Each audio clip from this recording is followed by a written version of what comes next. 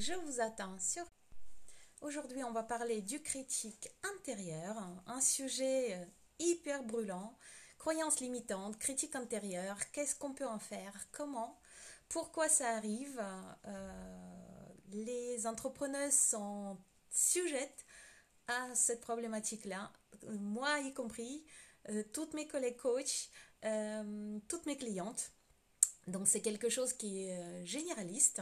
Donc en tant que coach généraliste des entrepreneuses, je vais essayer de vous donner des recettes peut-être, en tout cas des réflexions, des sujets de réflexion sur quoi faire avec le critique intérieur, comment gagner contre le critique intérieur, comment ramollir les croyances limitantes. Donc rejoignez-moi maintenant, on va commencer rapidement. Bonsoir, bonsoir. Je salue toutes celles et ceux qui me rejoignent maintenant. Hop. Bonjour, je suis ravie de vous voir. Dites-moi si vous m'entendez bien, si vous me voyez bien, si la liaison est correcte. N'hésitez pas, 10 sur 10, 20 sur 20, tout est ok, un petit pouce, ça sera très bien. J'attends les premières participantes, les premiers participants et on démarre. Bonsoir Isabelle, super. Tu me vois bien? Est-ce que tu m'entends bien?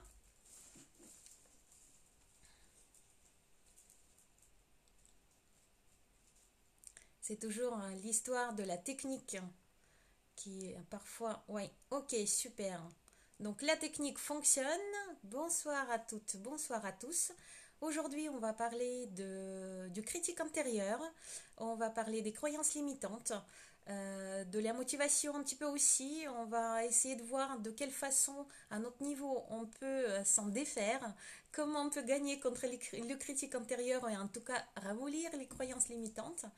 C'est un sujet qui est intéressant parce que inépuisable, dans le sens où on a ça. Ça nous arrête dans nos actions. Tous ceux qui ont réussi, toutes celles qui ont réussi dans leur vie, dans leur entreprise, ont des croyances limitantes. Ils ont une critique intérieure dans leur tête aussi, mais ils ont réussi à les dépasser. Donc nous aussi, on va y arriver. Et ce live est pour vous aider au moins à réfléchir là-dessus, comprendre qu'on peut faire des choses, que ce n'est pas une maladie incurable et comment on peut faire très concrètement. Ben, je vais démarrer et puis vous arrivez, vous prenez le train en route, super. Pourquoi moi j'en parle?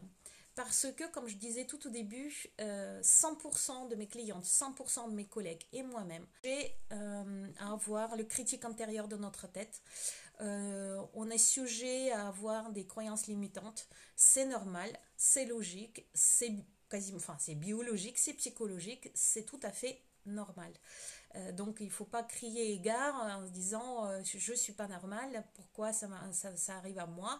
On a tous cette problématique-là. En tant que perfectionniste, moi j'en ai vraiment beaucoup. Je me suis battue pendant des années contre le perfectionnisme.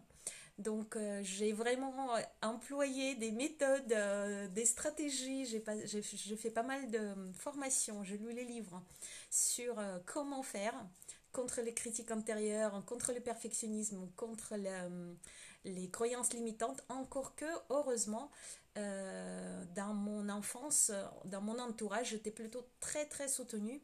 Donc je suis perfectionniste certes, mais il y a quand même beaucoup de croyances aidantes qui m'ont justement aidé à dépasser et à mettre à bas, on va dire, ce critique intérieur.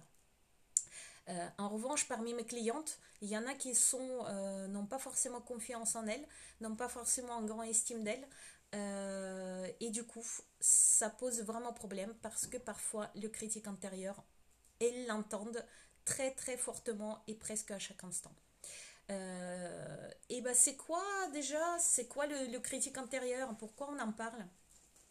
Critique intérieure, en quelque sorte, je vais la faire courte, c'est pas un cours de psychologie, mais dans notre enfance, on était forcément entouré par nos parents, par nos professeurs, instituteurs, etc. Et les injonctions de ces personnes-là, à notre égard, ou juste à propos de la vie, nous ont influencés. Toutes les petites phrases que vos grands-mères, vos mères, vos papas, vos professeurs, frères, amis ont pu dire dans votre enfance, vous les avez enregistrées. Et moi, je les ai enregistrées. Pour peu qu'il y avait beaucoup de critiques, beaucoup de choses négatives, ces choses-là, on les a intériorisées. Une fois qu'on les a intériorisées, c'est devenu quelque chose à l'intérieur de nous. À l'époque, quand on était petit, c'était à l'extérieur de nous, c'était quelqu'un d'autre qui le disait. Mais on a intériorisé ces pensées et ces paroles, et c'est devenu nos croyances en nous. On les a acceptées, on les a intériorisées et on les a gardées. Donc, si je le fais courte, le critique intérieur, les croyances limitantes, la source, c'est dans notre enfance. La problématique, c'est qu'on les a acceptées. On a dit, oui, d'accord, je suis d'accord. En fait, on a dit, je suis d'accord avec ça. Le vrai problème, il est là. Et donc, comment se manifeste en fait le critique intérieur et pourquoi c'est grave d'avoir le critique intérieur dans notre tête. Moi, je le visualise. C'est pour ça que j'aime pas forcément dire croyance limitante. J'aime bien dire critique intérieure parce que pour moi, c'est quelque chose de beaucoup plus tangible. On l'entend. On entend cette petite voix qui nous dit des phrases type genre c'est inutile, à quoi bon essayer? Ou alors tu vas encore te ratatiner, tu vas encore faire des erreurs, tu vas faire des conneries. Ça, j'entends mes clientes parfois dire ça. Je sais que je vais faire des conneries. Ah, d'où ça sort? Ou alors, ah, c'était vraiment nul. J'ai essayé, mais c'était vraiment nul. Ça aussi. Ce genre de petites phrases sont extrêmement courantes. Parfois, on les prononce même à voix haute sans s'en rendre compte. Et alors, combien de fois elles passent dans notre tête quotidiennement? Ça, c'est vraiment... enfin, personne n'a mesuré, personne ne les a comptés, je pense. Pourquoi c'est vraiment grave d'avoir... Pourquoi c'est grave? Pourquoi c'est important? Pourquoi il faut en parler et absolument faire quelque chose avec? Parce que, finalement, le critique intérieur nous empêche d'agir, nous empêche d'améliorer notre situation, nous empêche d'atteindre nos résultats, tout simplement. Nos rêves, nos projets, tout ce qu'on veut dans notre vie, le critique intérieur nous en empêche. Au départ, quand c'était des parents, c'était souvent des bonnes intentions pour nous protéger. Mais du coup, nous, quand on les a intériorisés, maintenant, ce sont devenus nos peurs intérieures, nos croyances intérieures. Et du coup, ça nous empêche vraiment d'agir. Je me suis noté quelques petites phrases, justement, je vous en ai parlé. Mais concrètement, quel est le résultat de cette petite phrase qui passe dans notre tête? Par exemple, c'est inutile, à quoi bon d'essayer? Ça dissuade d'essayer, ça dissuade de sortir de sa zone de confort, ça dissuade de tester quelque chose de nouveau. Donc, on ne change pas. Première. Deuxième, ça ne marchera pas. Ou ça ne marche toujours pas, ça ne marche jamais. Ça, c'est des variantes. Ça amène une inquiétude, ça amène une peur, ça ne marchera pas, c'est-à-dire on se prépare déjà à un résultat négatif. Comment on peut atteindre un objectif si dès le départ, avant de commencer, on a déjà une réaction négative? Alors, ma mascotte veut sortir, je vais la laisser sortir. Tac. Voilà. Donc, en se disant ça ne marchera pas, on évite les erreurs. Or, les erreurs sont obligatoires pour avancer. On ne peut pas avancer en étant parfait sans faire des erreurs. Ça n'existe pas. Et tous ceux qui ont réussi ont fait beaucoup plus d'erreurs que ce qu'on pense. C'était nul. Ça dévalorise totalement les choses qu'on fait. Et en dévalorisant, ça nous dévalorise avec. L'estime de soi baisse, chute, donc aucune valeur. C'est vraiment un résultat et une conséquence très très grave finalement parce que ça n'a pas seulement un résultat pour l'action qu'on vient d'entreprendre, mais pour toutes les autres actions en général et pour notre valeur propre en général aussi. Ça n'a servi à rien. Voilà, c'est une phrase aussi. J'ai essayé, j'ai fait, mais ça n'a servi à rien. J'ai posté, j'ai fait un post sur Instagram, mais ça ne servait à rien, j'ai pas eu de like. J'ai fait un atelier, mais il n'y a eu que 2 inscrits, ça ne servait à rien. Bah, ça dissuade de recommencer. Donc, si on ne recommence pas, on reste sur une expérience négative et du coup, on va jamais aller sur ce chemin-là. Or, peut-être que la réussite était juste un tout petit peu plus loin, peut-être un atelier plus loin ou 3 postes plus loin. Donc, on procrastine et on ne fait rien. Donc voilà, le critique intérieur est extrêmement méchant. C'est vraiment quelque chose contre quoi il faut absolument agir. Alors, comme je disais, qui est sujet à cette problématique de critique intérieure? Bah, tout le monde. Les entrepreneuses en particulier, parce que les entrepreneuses n'ont pas de chef. Il n'y a personne qui leur dit fais ça, c'est utile, c'est bien, tu sais faire, ou alors fais ça et ensuite tu l'as bien fait. Il n'y a personne qui vraiment dirait à une entrepreneuse est-ce qu'elle a bien fait, est-ce qu'elle est sur le bon chemin, est-ce qu'elle a de la valeur. Il n'y a pas d'entretien individuel. Donc, une entrepreneuse, on est seul en fait. Donc, les critiques intérieures, à l'intérieur de nous, ils prennent toute la place parce que finalement, on n'a pas notre organisme, organisation, une personne qui pourrait être critique extérieure, valorisant, ou critique extérieure qui pourrait nous donner des pistes d'amélioration. Enfin, ça n'existe pas. Donc tout à l'intérieur de nous, et le critique intérieur prend beaucoup de place. Les perfectionnistes et celles qui sont drivées par je suis forte sont aussi très sujettes aux injonctions de critique intérieure parce que veulent toujours bien faire, ont très peur de faire des erreurs, ont très peur de regarder des autres, ont beaucoup d'exigences envers soi-même, ne se laissent pas vraiment la possibilité d'être humaine, d'être faible parfois, d'avoir moins d'énergie. Et donc, en fait, toutes ces personnes-là ont vraiment le critique intérieur qui est très développé.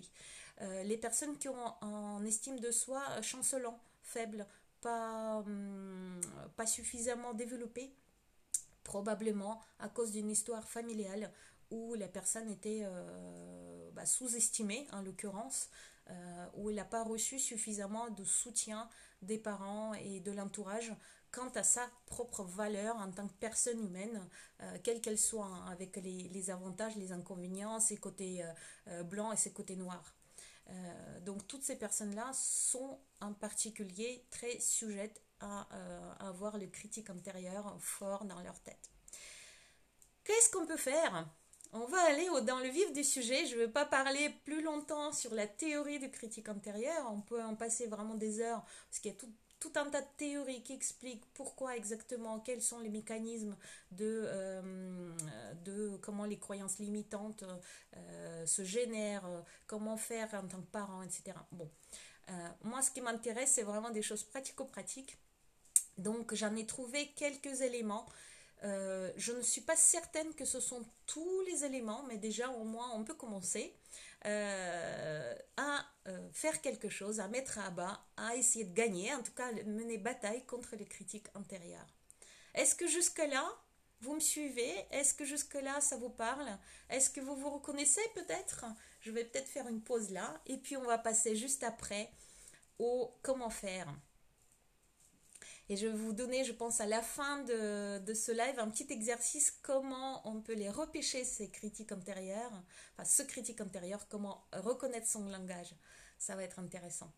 C'est un exercice que j'ai appris dans une formation russe. J'ai des coachs russes qui sont très forts et c'est un exercice qu'ils m'ont transmis, que j'adore.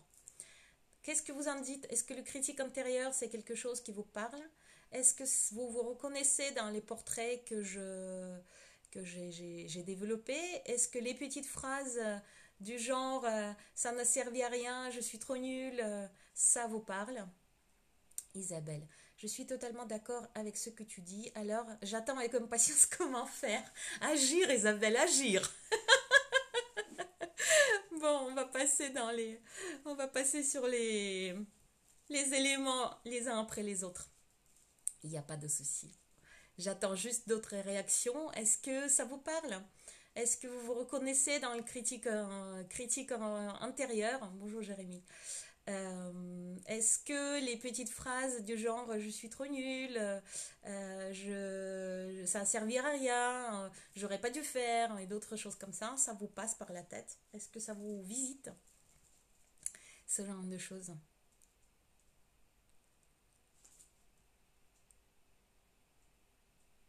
Voyons, voyons. Je pense que la connexion est un peu chancelante, pas très stable. Moi, je vois de temps en temps sur Instagram que ça se déconnecte, ça se reconnecte. J'espère que vous me voyez. Et je pense qu'il y a peut-être un décalage aussi. Bon, allez, c'est pas grave, hein. On va continuer. De toute façon, comme d'habitude, ce live-là, il sera dans les vidéos enregistrées. Vous allez pouvoir le regarder en replay au cas où il y a vraiment un problème de liaison. Donc, quoi faire? Bon, on a trois leviers, en fait, globalement. Trois leviers. Estime de soi, confiance en soi et connaissance de soi et amour de soi. Pour moi, c'est le troisième levier. Les deux choses sont inséparables. Donc, estime de soi, la valeur qu'on se donne, quelles que soient nos actions et quels que soient nos résultats, la valeur en général de nous en tant que personne humaine.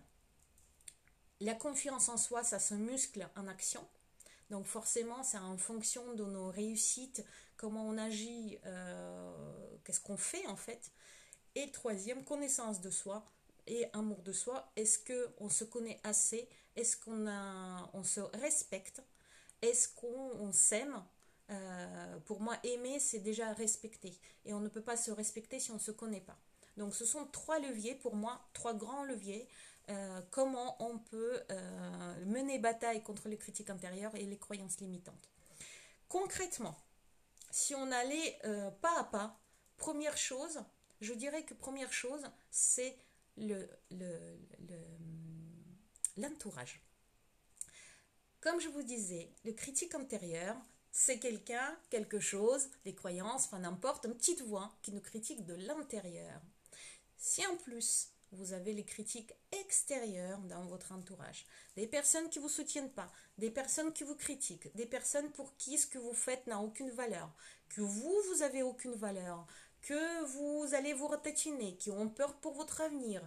Ça peut être votre mari, ça peut être vos enfants, ça peut être votre maman, ça peut être vos amis, tout un tas de monde autour de vous qui ne vous soutiennent pas. Bah, ce sont des critiques extérieures. Donc vous rajoutez, en ayant ces critiques extérieures, des choses, vous renforcez en fait votre critique intérieure par les critiques extérieures. Si vous avez des personnes dans votre entourage qui vous critiquent, qui disent ce genre de phrases qui ensuite résonnent en vous en tant que critique intérieure, vous dites ah oui c'est vrai, la première chose à faire c'est vraiment nettoyer son entourage. Je suis vraiment navrée de le dire, mais c'est vraiment, vraiment la première chose à faire. Vous ne pouvez pas livrer bataille contre votre critique intérieure si à l'extérieur vous renforcez la même chose. Si vos enfants, par exemple votre fils, votre fille vous dit oh maman c'est n'importe quoi ce que tu fais, ok, super. Comment faire maintenant? Comment faire pour se nettoyer de ce genre de personnes? On ne peut pas, ce sont nos enfants, nos maris, nos mamans. Mais on peut tout à fait, bonjour, on peut tout à fait arrêter ces personnes-là, tout simplement ne pas les laisser dire ce qu'on n'a pas envie d'entendre. On peut une fois pour toutes dire, écoute, je pense que c'est bien, je pense que tu n'as pas tous les éléments, donc je n'accepte pas que tu critiques. Je n'accepte pas que tu dises que mon entreprise ou la façon de faire ou ce que j'entreprends, mes actions sont nulles. Ou alors, dis-moi comment tu aurais fait. Dis-moi, donne-moi des conseils au lieu de critiquer. Donc il y a peut-être des moyens beaucoup plus au niveau de communication qui pourront apporter plus de résultats, plus de réponses plutôt que juste des critiques. Donc il faut absolument, si c'est pas nettoyer, éliminer ces personnes, parce qu'on ne peut pas éliminer tout le monde, rentrer en contact avec ces personnes-là et expliquer que ça vous dérange, que ça c'est pas comme ça que vous allez avancer, que c'est pas ça que vous attendez de ces personnes-là, que vous attendez de l'amour, du soutien, des conseils, etc., etc. Donc ça, c'est vraiment première chose à faire. Et parallèlement à ça, s'entourer des personnes motivantes, s'entourer des personnes qui vont vous aider, qui vont être bienveillantes, qui vont vous donner des conseils, qui vont vous soutenir quoi que vous fassiez, qui vont toujours dire oui, super, génial, raconte-moi ça. C'est ces personnes-là dont vous avez besoin pour avancer, c'est clair. Et ça, c'est vraiment numéro un. Critique extérieure, niet, zéro, pas de critique extérieure. Et on peut dans ce cas faire quelque chose avec les critiques intérieures. Sinon, vous livrez deux batailles à la fois. Je pense que je suis assez claire sur ce point et je suis certaine que vous êtes d'accord avec moi.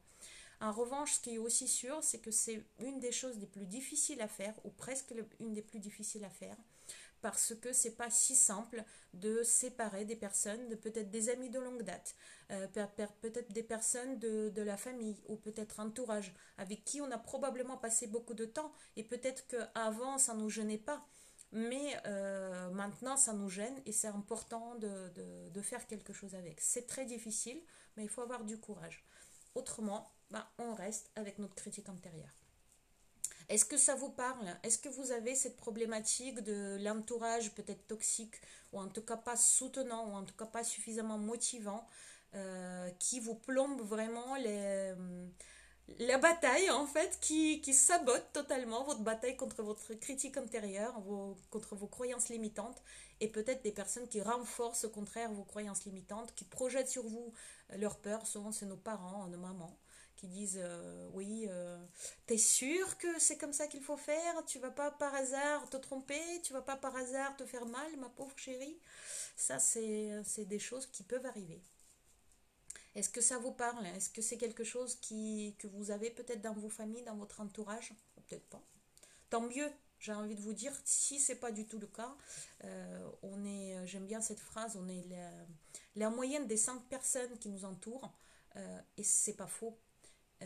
Si les personnes qui vous entourent sont motivantes, positives, qui vous soutiennent, ben, vous allez aller loin. Si les personnes qui vous entourent sont raplapla, pas du tout motivantes, qui vous mettent plus bas que terre, il va falloir beaucoup, beaucoup d'énergie, et beaucoup de stratégie, et beaucoup de courage pour dépasser ça.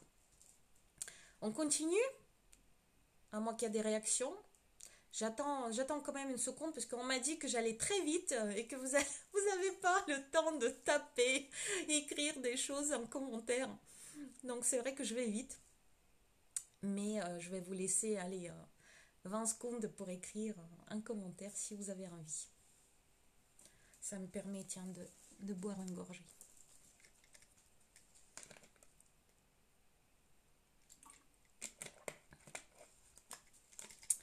Bon, ah, Virginie, mon truc au départ, ça a été cette problématique. Plus j'en ai plus parlé, et maintenant, c'est les personnes qui me parlent positivement.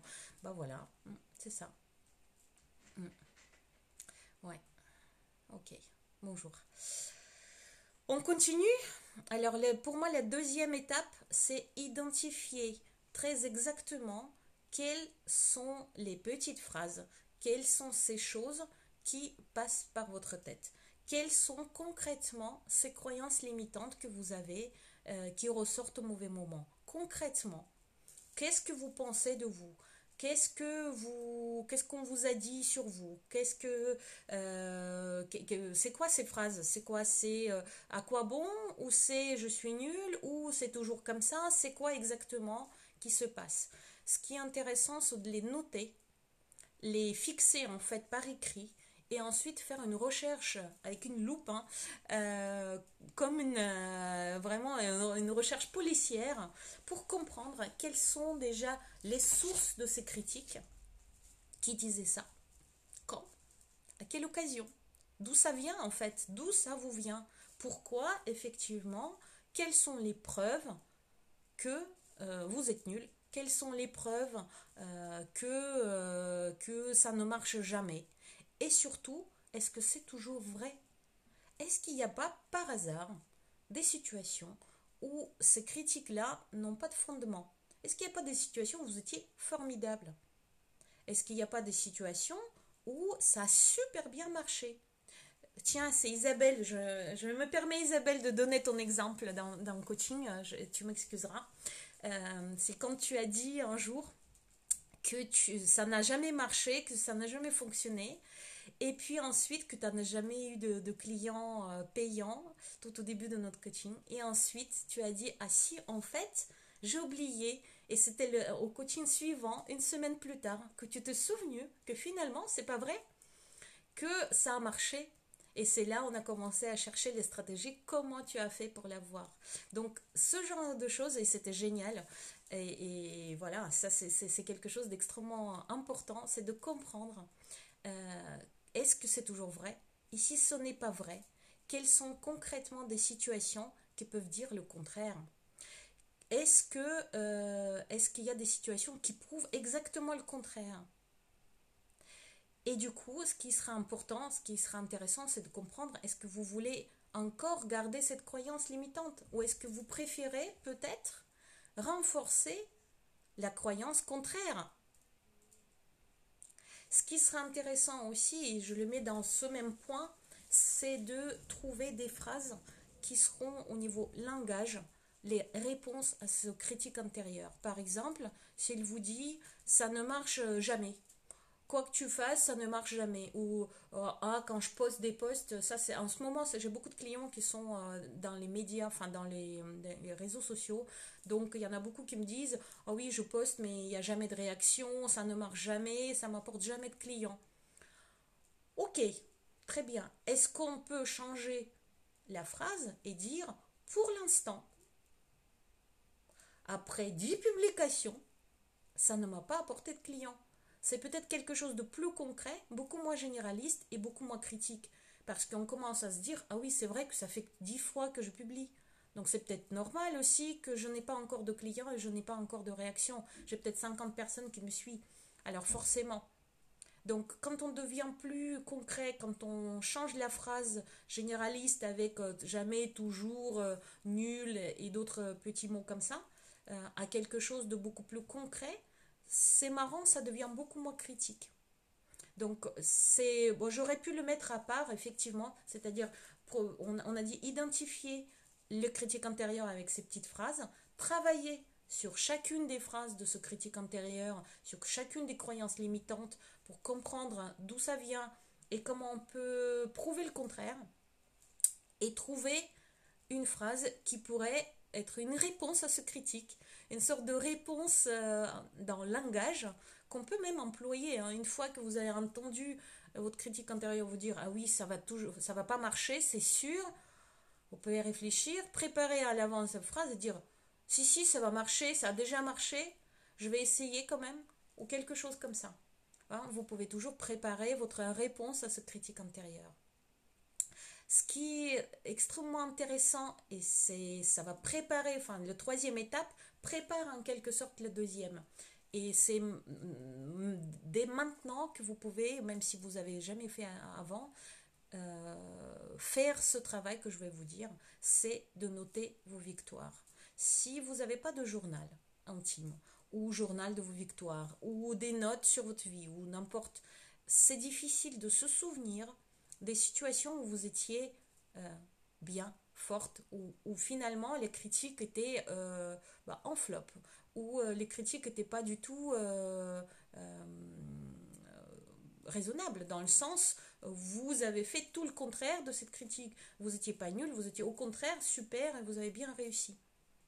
Si vous n'avez pas de notes, c'est très difficile de se souvenir. Donc dès aujourd'hui, dès maintenant, dès ce soir, n'hésitez pas à noter et peut-être faire rétrospectivement toutes les victoires que vous avez eues par le passé dans votre vie privée, dans votre scolarité, dans vos entreprises, vos missions sportives, associatives, quelles qu'elles soient, n'importe, on s'en moque. peut-être dans les voyages, des choses que vous avez vraiment réussi et vous êtes très très fiers de vous, vos victoires, vos fiertés, il faut les noter. Mais pas n'importe comment. Ça ne suffit peut-être pas de noter juste j'ai passé mon bac avec mention. Ça ne suffit peut-être pas. Alors il y a Virginie qui m'écrit, oui tout à fait, d'accord avec ça, chaque fin de semaine je me note mes victoires, même les plus minimes. Exact. C'est encore mieux tous les jours parfois, parce que enfin, après ça dépend de l'organisation de chacun. C'est extrêmement important. Ce qui est intéressant, c'est de noter quelles étaient exactement les compétences que vous avez mis en place, qui vous ont aidé à avoir cette victoire, à gagner finalement. Qu'est-ce que vous avez mis en place? Les compétences, les stratégies, comment vous avez fait exactement. Et surtout, comment vous vous êtes senti à ce moment-là. Quand vous avez vu votre nom sur la liste, par exemple, de bac, de réussite, comment vous vous êtes senti? Quand vous avez pu parler devant une assemblée de codir, que sais-je, comment vous vous êtes senti?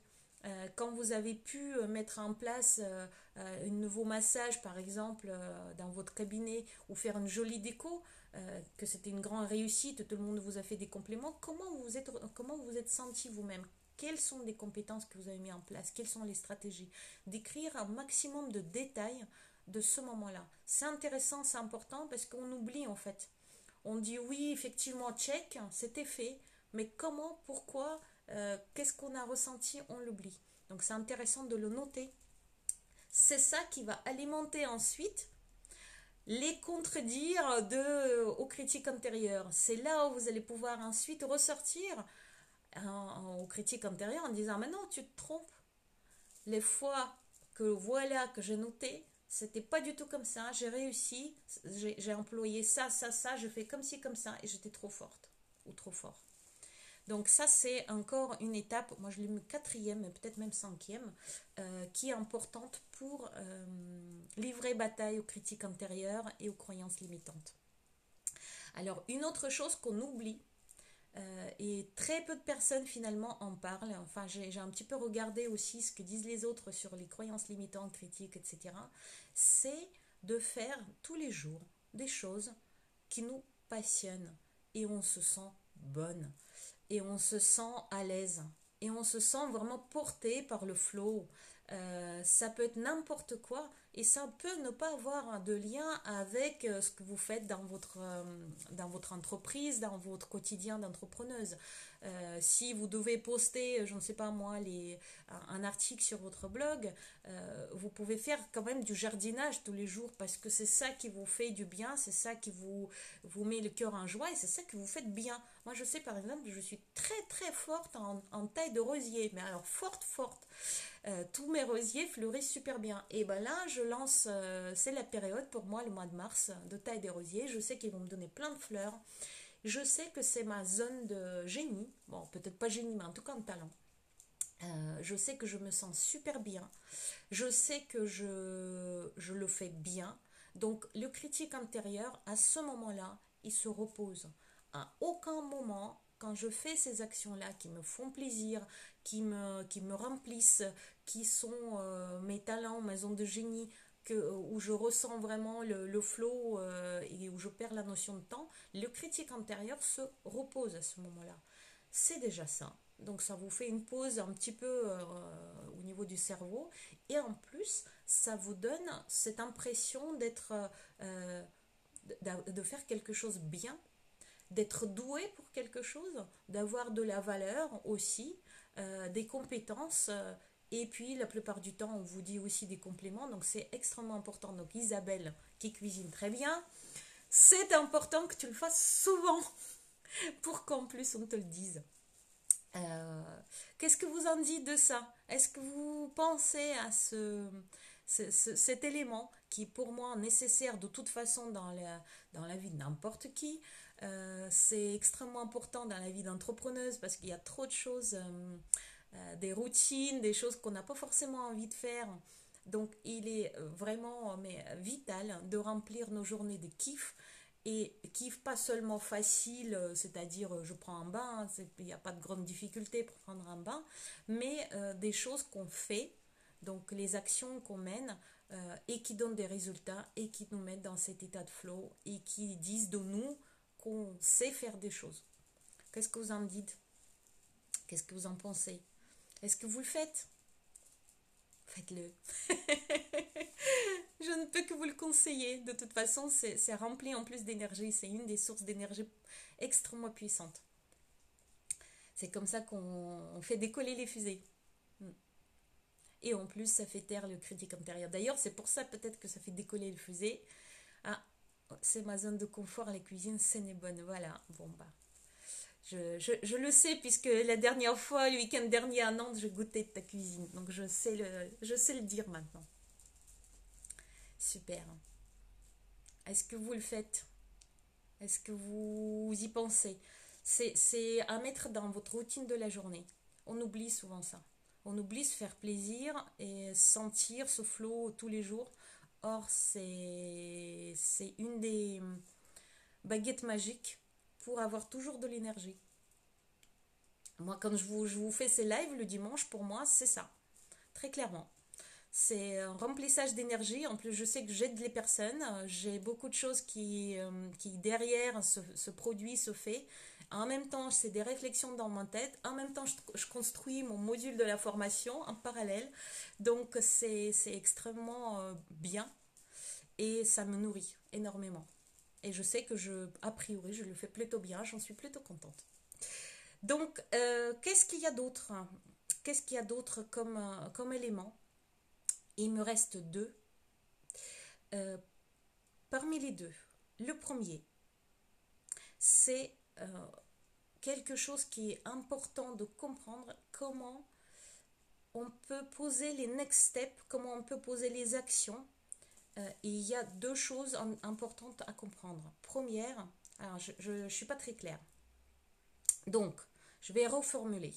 L'étape suivante, c'est quand vous posez vos actions, quand vous planifiez vos actions, c'est de le faire en fonction de votre état d'énergie.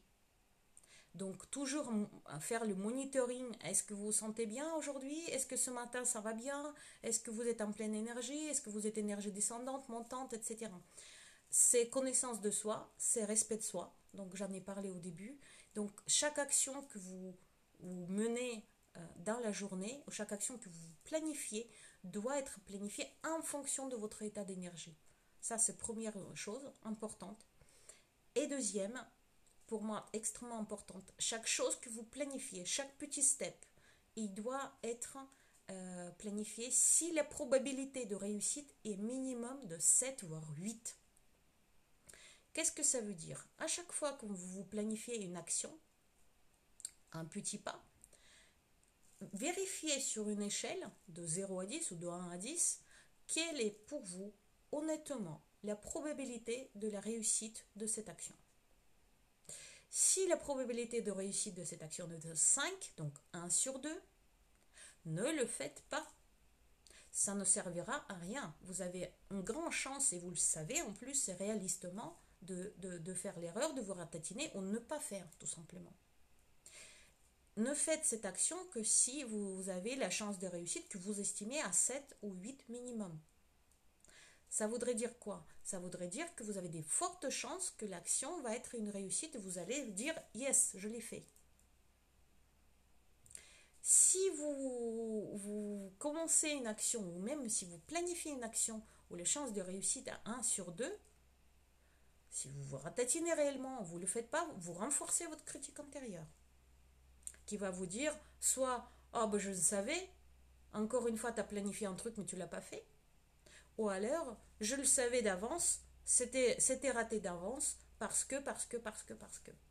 Alors, il vaut mieux du coup, tout de suite comprendre pourquoi, si vous mettez 5, c'est 5, qu'est-ce qui manque pour que ça soit 7, et faire d'abord d'autres petits pas pour se rapprocher de cette probabilité. J'espère que je suis claire. Est-ce que je suis claire là-dessus? On parle des actions et des petits pas. On parle là vraiment de la planification des tâches, c'est vraiment très concret et là on parle de la confiance en soi parce que c'est la confiance en soi qui est renforcée par les actions et les résultats et motivation d'ailleurs aussi. Donc là, on parle vraiment des choses très concrètes. Comment, dans la journée, planifier les choses et quelles sont les choses à ne pas planifier et ne pas faire. Déjà, décider de ne pas le faire d'avance. Est-ce que je suis claire? Est-ce que vous avez compris ce que je voulais dire? J'ai un doute là-dessus. D'un coup. Est-ce que ça vous parle? Comprendre quel état d'énergie vous avez là aujourd'hui et du coup poser les actions en fonction de votre état d'énergie. Très clair, super. Et le deuxième, poser les actions en fonction de la probabilité de réussite. Et c'est vous-même qui devez mesurer cette probabilité de réussite. Si vous-même, vous dites non, c'est 30% de chance, super. Ne le faites pas. Ça ne sert à rien. Vous allez renforcer le critique intérieur. Super, donc j'étais claire. Et pour moi, la dernière étape importante, j'en ai parlé dans mon atelier du vendredi pour Femmes des Territoires, c'est de parler autour de soi. J'en ai dit un tout petit peu par rapport à l'entourage positif, l'entourage motivant, mais c'est quand même vraiment important à part de parler autour de soi, fêter les victoires, dire aux personnes qui vous entourent, c'est super ce que j'ai fait. Tu sais ce que j'ai fait ça, ça et ça. J'ai réussi ça, ça et ça. Voilà, c'était mon challenge d'aujourd'hui et je l'ai fait. Tout ça, parler à des amis, parler à des personnes qui vous soutiennent, à votre coach, parler à vos collègues. C'est une sorte de nourriture pour votre estime de soi, pour votre confiance en soi aussi quand même un peu, pour votre connaissance de soi, parce que la plupart du temps les personnes vous disent bon, je savais, parce qu'à chaque fois tu réussis, ou tu as déjà fait des choses comme ça et tu te souviens la dernière fois ça n'a pas marché mais là ça a marché, ils vont peut-être vous donner des pistes pour tracer votre carte de bataille contre votre critique intérieure. Donc c'est vraiment nécessaire, hein, et j'insiste, de parler de vos réussites, pas seulement les vivre à l'intérieur de vous, peut-être avec votre journal, mais aussi parler aux gens qui vous entourent. J'espère que vous avez fait la première étape et vous vous êtes entouré des personnes qui sont motivantes et vous avez surtout éliminé, ou en tout cas essayé de communiquer et mettre un petit peu le haut là sur les critiques extérieures. Et du coup là c'est vraiment renforcer encore plus ce côté soutien extérieur. En plus, en parlant, il y a le sérotonine qui va s'injecter, il y a beaucoup de choses chimiques qui vont, ça va faire des petites réactions, ou des grosses réactions chimiques dans le corps, ce qui fait que le critique intérieur, étrangement, il s'endort. On a beaucoup plus de motivation pour agir encore plus et donc renforcer la confiance en soi. En fait, soit c'est un cercle vicieux, il n'y a rien qui va, vous avez l'entourage qui est plutôt toxique, vous mettez les actions, les objectifs trop hauts, vous ne savez pas, en tout cas vous ne savez pas d'où viennent vos croyances, vous, vous ne faites jamais des choses que vous aimez faire, mais des choses qu'il faut faire, donc je dois faire, c'est un cercle vicieux. Si vous commencez à rouler dans l'autre sens et vous entourez des bonnes personnes, leur parler, diviser vos actions en petits pas, bien comprendre comment fonctionne votre énergie, donc se connaître aussi, bien noter toutes les victoires en détail, bien comprendre d'où viennent vos croyances limitantes, d'où sort ce critique intérieur, etc. Plus vous allez le faire et moins ce critique intérieur va apparaître dans votre cerveau. Et moins vous allez entendre des petites phrases un peu bizarres. Voilà, donc en clair et en synthèse, je vais reprendre ma petite note pour vous faire juste synthétique. Premier, je disais l'entourage, éliminer déjà le critique externe. Deuxième, identifier concrètement quelles sont les petites phrases que vous entendez dans votre tête. Donc, identifier ces critiques intérieures ou ce critique intérieur, d'où ça sort, vérifiez bien les sources de ces critiques. Faites vraiment une petite recherche de comment, de pourquoi, et est-ce qu'on peut prouver le contraire éventuellement, et est-ce qu'on veut garder ces critiques aussi. bien noter toutes les victoires, tout ce qu'on fait bien, en détail, y compris les sensations internes.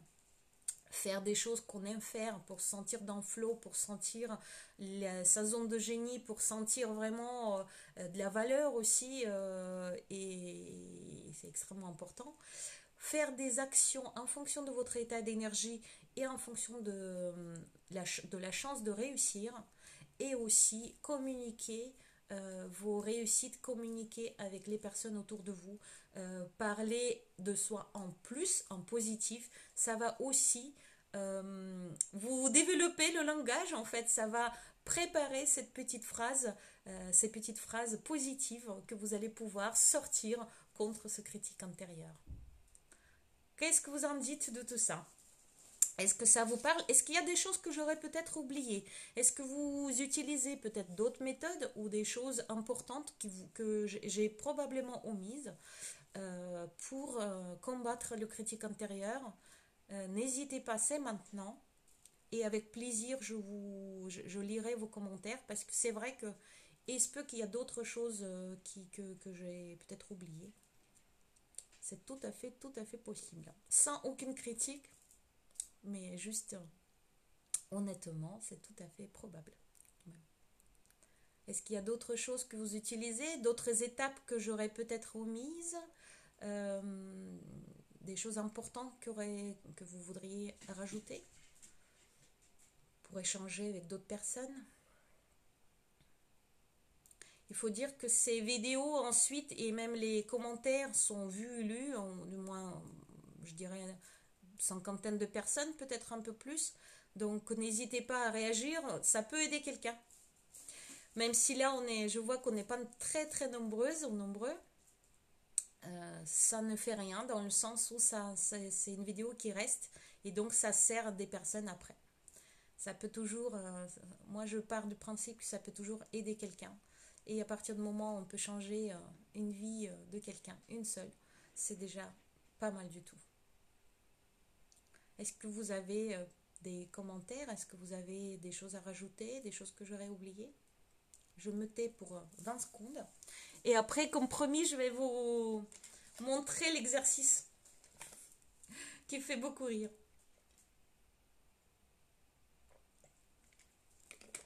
Ou pas.